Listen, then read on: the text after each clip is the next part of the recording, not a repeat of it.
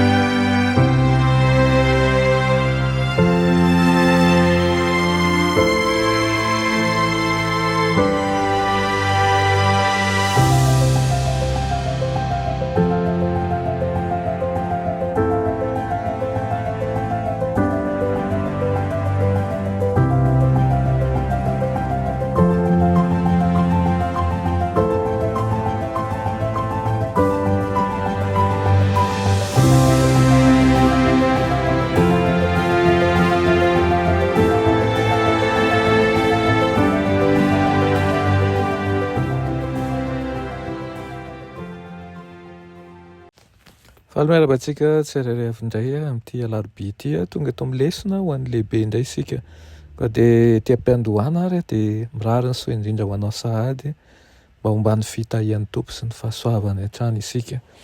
Alohan'ny dirantsika ny amin'izany anefa dia hivavaka isika. Andriamanitra tsara indrindranitro mbola velom-pisoaranao izay nony amin'ny hery izay omenao anay, misaotra ny fanahinao masina izay mamelombelona amin'ny fiainanay hatrany ary koa mandrisika anay ho amin'ny lalana marina. Eto izay andray ny toromarika avy aminao izay tsara indrindra dia metezenao hanolokolana mandrakariva aminaran'i Jesosy, amen. Lohateny lesonantsika androany dia manao hoe ho amin'izao andro izao mihitsy, ho amin'izao andro izao mihitsy. Resaka mandrakariva mahakasika ny Estera sy Mordekay isika. Ao amin'ny Estera toko 4 no ho vakivakintsika sy hodinitsika lalina. Efa vadiny Ahasuerosy nandritra ny taona maro manko Estera tamin'ny fotoana izay nangatany Mordekay fanampiana taminy, saingy lalàna persiana dia manjara na iza tsy hanatona ny seza fiandrianan'ny mpanjaka raha tsy mahazo fanasana mazava avy taminy. Fahafatesana ny andron'ny olona rehetra izay tsy nanaja an'izany fitsipika izany.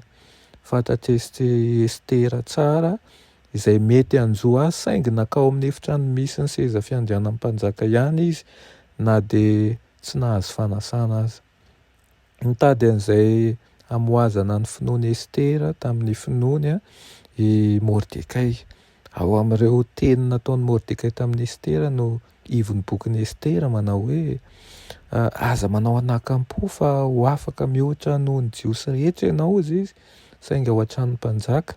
Fa raha angina mihitsy ianao amin'izao andro izao dia hisy fahafahana sy famonjena iseho avy amin'ny fitoerana hafa ho an'ny jiosy fa ianao sy ny mpianakavindrainao kosa dia harizany mahalala fa angamba ho amin'izao andro izao mihitsy no nanandratana anao amin'ny fanjakana.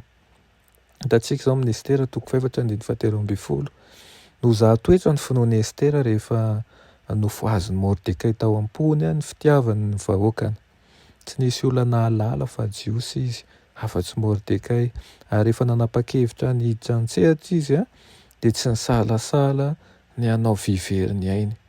Natanjaka ny finoanan'Andriamanitra ary fantany fa raha tsy misy ny fanampian'Andriamanitra dia tsy hahomby izy. Fa nehoana ny finoany ny valiteniny tamin'ny Mordekay. Mandehana ary hozy izy, vorio ny jiosy rehetra izay hita ato saosana ary mifady hanina noho ny amiko ka aza mihinana misotra teloana na andro na alina. Ary izao sy ny ankizy vafoka hifady toy izany ihany koa ary amin'izany no hidirako ao amin'ny mpanjaka na dia tsy araka ny lalàna azy koa raha tahiny maty aho dia maty. Nandeha izany fampafantaran'izany tamin'ny fiarahamonina jiosy manontolo tao Sosana i Mordekay ary nandritra ny fotoana ny fadian'izy ireo hanina sy ny vavahana no niomana ho amin'ilay fotoana mampidi-doza Estera. Izao no voavaky ny tena amin'ny Estera toko 5 hoe ary noho tamin'ny andro fahatelo dia ny akanjo fiandrianana Estera ka nitsangana teo amin'ny kianjan'antiny amin'ny tranon'ny mpanjaka, dia teo anoloan'ny tranon'ny mpanjaka, ary ny mpanjaka nipetraka teo ambonin'ny seza fiandrianan'ny fanjakana tao an-dapa tandrifin'ny vavadin'ny trano. Ary no nihita mpanjaka fa indro Estera vadin'ny mpanjaka nitsangana teo amin'ny kianja, dia nahita fity teo masony izy, ary ny mpanjaka nanondra ny Estera tamin'ny tehim-bolamena izay teny an-tanany, dia nanantona kosa Estera ka nanendry ny lohateny. Hitantsika amin'izany ny finoana izay tena nanana Estera, fiaikana izay nataony ao amin'ny finoana nataony nananany, ary ihany koa ireo fanomanana rehetra izay nisy teo amin'ny jiosy, ny fifadian-kanina ateloana, tsy nihinana tsy nisotro fa natoky sy nino tokoa mba ho ambany fanatrehan'ny fitantanan'Andriamanitra. Ohatrany ihany koa isika dia asaina hanao fanandramana manokana, indrindra amin'izao idirana amin'ny taona vaovao izao, mba tsy ho tahaka ny teo aloha ny firaisanao amin'Andriamanitra, fa hitombo tsaratsara kokoa ary hitombo finoana amin'ny tompo ianao. Izay no irina ka ajoro tahaka ny Estera ny tsirairay avy, ary hitombo finoana amin'ny fanarahana azy.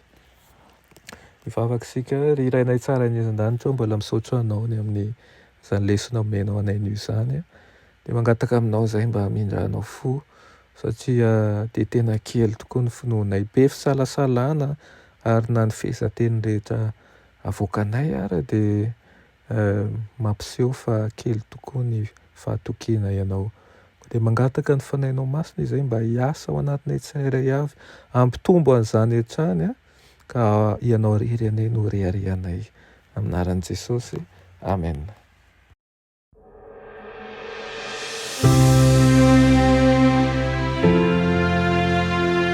Mianatra eo an-tongotry Jesosy isan'andro.